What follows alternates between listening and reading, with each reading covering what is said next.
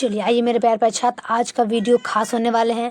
और आज की इस वीडियो में हम बात करने वाले हैं मॉडल सेट 8 का हिंदी का प्रश्न। मॉडल सेट 8 का हिंदी का प्रश्न पूछने वाले हैं, जो आप सभी छात्र को परीक्षा यानी कि फरवरी में 14 फरवरी को जो एग्ज़ाम होगा उस एग्ज़ाम में ये प्रश्न पूछेंगे। तो हमें पता है मेरे प्यार छात्र कि कल का वीडियो आप सभी छात्र एवं छात्राएं के बहुत ही ज़्यादा पसंद आया होगा, क्योंकि कल का प्रश्न बहुत ही ज़्यादा हैवी था। और इस वीडियो के माध्यम से हम आप लोग को वो तमाम सारे प्रश्न बताने वाले हैं जो आप लोग को ऐसा प्रश्न परीक्षा में 100% पूछा जाता है। तो सभी छात्र एक बार अपने इस चैनल का जो है ना, सबसे पहले क्या करना है कि अपने इस चैनल को, अगर पहली बार आते हैं अपने इस चैनल पर, तो चैनल को लाइक एंड सब्सक्राइब जरूर कर लीजिएगा, ताकि अगर नए नोटिफिकेशन पहुँचे तो सबसे पहले आप लोग के पास पहुँच जाए। और इस वीडियो को जितना हो सके ना उतना शेयर जरूर करिए, ताकि इसका वॉच टाइम जो है ना वो 100 पार पर डे हो मेरे प्यार छात्र। तो चलिए मेरे प्यार छात्र, इस वीडियो को हम स्टार्ट करते हैं। इस वीडियो का स्टार्ट का मतलब हो जाएगा आपका प्रश्न नंबर 1 में कि बातचीत के माध्यम से बालकृष्ण भट्ट क्या बतलाना चाहते हैं। चलिए हम जानते हैं कि बातचीत के माध्यम से बालकृष्ण भट्ट क्या बतलाना चाहते हैं। तो बातचीत की शैली सभी छात्र को पता होना चाहिए कि बालकृष्ण भट्ट जो है वो कह रहा है कि बातचीत के माध्यम से बालकृष्ण भट्ट क्या बताना चाहते हैं, बातचीत की शैली। तो इसका आंसर होगा ऑप्शन नंबर ए। चलिए अगला देखते हैं। तो अगला आपका आता है दूसरा में आपका छात्र प्रश्न कर रहा है कि गद्य का विकास किस काल में हुआ था। याद रखना है कि गद्य का विकास किस काल में हुआ था। तो सभी छात्र को पता होना चाहिए गद्य का विकास जो है ना आधुनिक काल में हुआ था। कब हुआ था गद्य का विकास? तो आधुनिक काल में। याद रखना है आधुनिक काल। इसका आंसर होगा ऑप्शन नंबर डी। चलिए अगला का बात करते हैं। तो अगला आपका आता है तीसरा में कह रहा है कि जयप्रकाश नारायण का जन्म कहाँ हुआ था। याद रखेंगे कि जयप्रकाश नारायण का जन्म कहाँ हुआ था। सभी छात्र को देखना है जयप्रकाश नारायण का जन्म कहाँ हुआ था। तो सिताब दियारा में। कहाँ हुआ था? सिताब दियारा में। ये प्रश्न पूछेगा कि जयप्रकाश नारायण का जन्म कहाँ हुआ था, तो सिताब दियारा में। तो इसका आंसर होगा ऑप्शन नंबर बी, सिताब दियारा। चलिए अगला का बात करते हैं। तो अगला आपका आता है चार में प्रश्न कर रहा है कि दिनकर किस युग के कवि हैं। याद रखना कि दिनकर किस युग के कवि हैं। 4 का देखेंगे और 4 का आपका आंसर हो जाएगा छायावाद्योत्तर युग के। ऑप्शन नंबर ए लगाएंगे। प्रश्न कर रहा है कि दिनकर किस युग के कवि हैं, तो छायावाद्योत्तर युग के। याद रखना है। और 4 का आपका आंसर जो है ना वो होगा आपका ऑप्शन नंबर ए। चलिए 5 का देखेंगे। तो 5 का आपका कह रहा है प्रश्न 5 का कि मालती का पति किस व्यवसाय के जुड़े हैं। मालती के जो पति हैं वो किस व्यवसाय से जुड़े, यानी कि डॉक्टर, वकील, इंजीनियर और क्लर्क। तो चलिए हम जानते हैं कि मालती का जो पति है वो कौन से काम से जुड़े हुए हैं। तो वो डॉक्टर थे। मालती के पति क्या थे? डॉक्टर थे। अगर प्रश्न पूछा जाए कि मालती के पति क्या थे, तो साफ जो है ना करना क्या है, तो उनका आंसर हो जाएगा डॉक्टर थे। तो इसका आंसर का ऑप्शन नंबर ए, डॉक्टर थे। चलिए अगला देखना है। तो अगला आपका आता है 6 में कह रहा है कि सन 1926 में भगत सिंह ने किस दल का गठन किया था। याद रखें कि सन 1926 में भगत सिंह ने किस दल का गठन किया था। 6 का देखिएगा मेरे प्यार छात्र। और 6 में प्रश्न कर रहा है कि सन 1926 में भगत सिंह ने किस दल का गठन किया था। तो ये आपको जगह नौजवान भारत सभा, मतलब 1926 में जो है ना वो नौजवान भारत सभा का गठन किया था। तो इसका आंसर होगा ऑप्शन नंबर डी। चलिए अगला का बात करते हैं। तो अगला आपका आता है 7 में प्रश्न कर रहा है कि ओ सादा नीरा के लेखक कौन है। याद रखेंगे कि ओ सादा नीरा के लेखक कौन है। तो 7 का आपका आंसर हो जाएगा जगदीश चंद्र माथुर। क्या होगा? जगदीश चंद्र माथुर। प्रश्न कर रहा है कि ओ सादा नीरा के लेखक कौन है? जगदीश चंद्र माथुर। तो इसका आंसर होगा ऑप्शन नंबर बी। चलिए अगला का बात कर लेते हैं।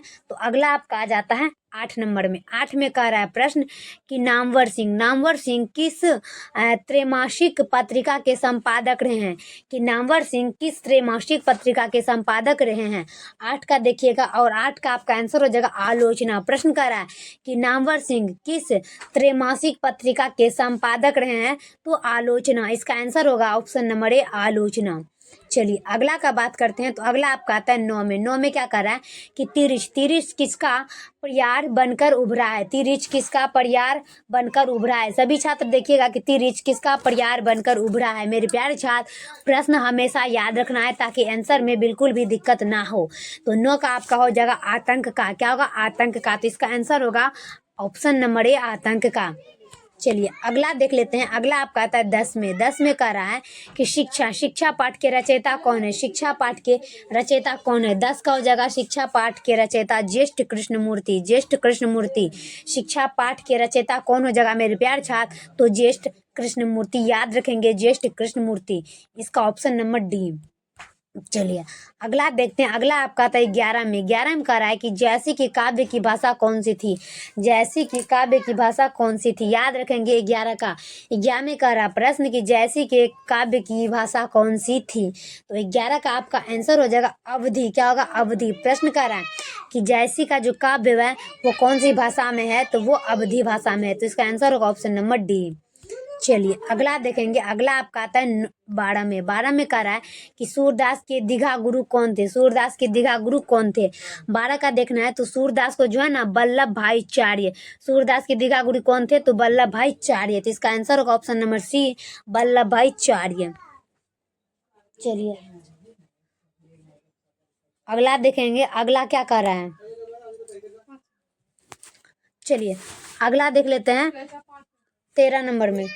13 में कह रहा है कि तुलसीदास के दोनों पदों में किस रस की व्यंजना हुई? तुलसीदास के दोनों पदों में किस रस की व्यंजना हुई? सभी छात्र देखना है कि तुलसीदास के दोनों पदों में किस रस की व्यंजना हुई। तो 13 का देखना है और 13 का आपका जो आंसर वो हो जाएगा भक्ति रस। क्या हो जाएगा?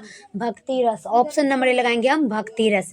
नेक्स्ट की बात करें तो नेक्स्ट आपका आता है 14 में कि छप्पय कितनी पंक्तियों का छंद होता है? छप्पय कितनी पंक्तियों का छह होता है? याद रखेंगे कि छप्पय कितनी पंक्तियों का छह होता है? तो वो होता है छः। छः माने छप्पय, तो छः से याद रखेंगे छप्पय। इसका आंसर होगा सी। चलिए 15 का देख लेते हैं। 15 में कह रहा है कि तुमुन को लाल कला में किसकी रचना है? याद रखेंगे कि तुमुन को लाल कला में किसकी रचना है? 15 का हो जाएगा आपका अज्ञे। क्या होगा? अज्ञे का कहना है कि तुमुन को लाल कला की रचना हो जाएगा अज्ञे। तो इसका आंसर होगा ऑप्शन नंबर सी। चलिए 16 में देखते हैं। 16 में कह रहा है कि कवित्री स्वयं को सहायक क्यों कहती है? कवित्री स्वयं को सहायक क्यों कहती है? याद रखेंगे कि कवित्री स्वयं को सहायक क्यों कहती है? तो वह पुत्र वियोग के कारण, पुत्र वियोग के कारण जो है कवित्री स्वयं को सहायक कहती है। तो इसका आंसर होगा ऑप्शन नंबर सी। चलिए अगला देख लेते हैं हम 17 में कि उषा का जादू निम्नलिखित में से कब टूटने लगता है? उषा का जादू निम्नलिखित में से कब टूटने लगता है? याद रखेंगे कि उषा का जादू निम्नलिखित में से कब टूटने लगता है। तो चलिए हम देख लेते हैं। तो सूर्यास्त होने पर, मतलब सूर्यास्त होने पर जो है ना उषा का जादू टूटने लगता है। तो इसका आंसर क्या हो जाएगा? Option number C. चलिए अगला देखेंगे। अगला आपका आता है 18 में। 18 में क्या कर रहा है प्रश्न कि अधिनायक कौन है? याद रखेंगे अधिनायक कौन है। 18 का देखिएगा अधिनायक कौन है? तो सत्ताधारी वर्ग। क्या होगा? सत्ताधारी वर्ग। प्रश्न कर रहा है कि अधिनायक कौन है? तो सत्ताधारी वर्ग। तो इसका आंसर होगा ऑप्शन नंबर ए, सत्ताधारी वर्ग। चलिए अगला देख लेते हैं। अगला आपका आता है 9 में। 9 में कह रहा है 19 में कि नन्हे प्यारे नन्हे बेटे को कविता किस शैली में लिखी गई है? प्यारे नन्हे बेटे को कविता किस शैली में लिखी गई? चलिए हम देख लेते हैं कि प्यारे नन्हे बेटे को कविता की किस शैली में लिखी हुई है? तो वार्तालाप शैली में। याद रखेंगे प्यारे नन्हे बेटे का जो कविता है वो किस शैली में है? तो वार्तालाप शैली में। तो इसका आंसर होगा ऑप्शन नंबर ए। चलिए 20 का देख लेते हैं। 20 में कह रहा है कि गांव में अब किसकी गांव में अब किसकी धुनें सुनाई नहीं पड़ती है? मतलब गांव में किसका धुन अब सुनाई नहीं देता है? तो चलिए हम देखते हैं। तो लोकगीत का जो है ना गांव अब सुनाई नहीं पड़ता है। तो इसका आंसर होगा ऑप्शन नंबर ए। चलिए अगला देखेंगे। तो अगला आपका आता है 21 में। धर्मात्मा का संधि विच्छेद। सभी छात्र लगाएंगे फटाफट से। धर्मात्मा का संधि विच्छेद, धर्म प्लस आत्मा। याद रखेंगे धर्मात्मा का संधि विच्छेद। तहलका मचाने के लिए तैयार हो जाइए ताकि आप लोग को एग्जाम में तहलका मचे मेरे प्यार प्यारे छात्र। और इस वीडियो को जितना आ सके उतना शेयर जरूर करिएगा मेरे प्यारे छात्र, क्योंकि ये प्रश्न आप सभी छात्र को एग्जाम में पूछने वाला प्रश्न है। तो प्रश्न कर रहा है कि धर्मात्मा का संधि विच्छेद हो जाएगा धर्म प्लस आत्मा। तो धर्मात्मा। इसका आंसर होगा ऑप्शन नंबर ए। चलिए अगला का बात करते हैं। अगला आपका आता है न्यायधीरा का संधि विच्छेद। याद रखेंगे कि न्यायधीरा का संधि विच्छेद क्या होता है?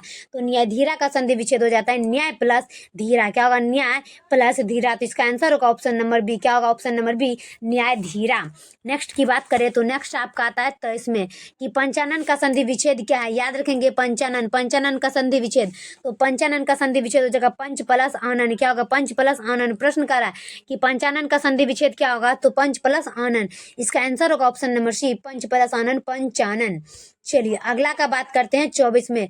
शुभारंभ का संधि विच्छेद क्या हुआ? शुभ आरंभ का संधि विच्छेद क्या हुआ? तो शुभ आरंभ का संधि विच्छेद जो है ना, शुभ प्लस आरंभ क्या होगा? शुभ प्लस आरंभ। प्रश्न का आता है कि शुभ आरंभ का संधि विच्छेद शुभ प्लस आरंभ। शुभ से याद रखेंगे आरंभ, ऑप्शन नंबर डी।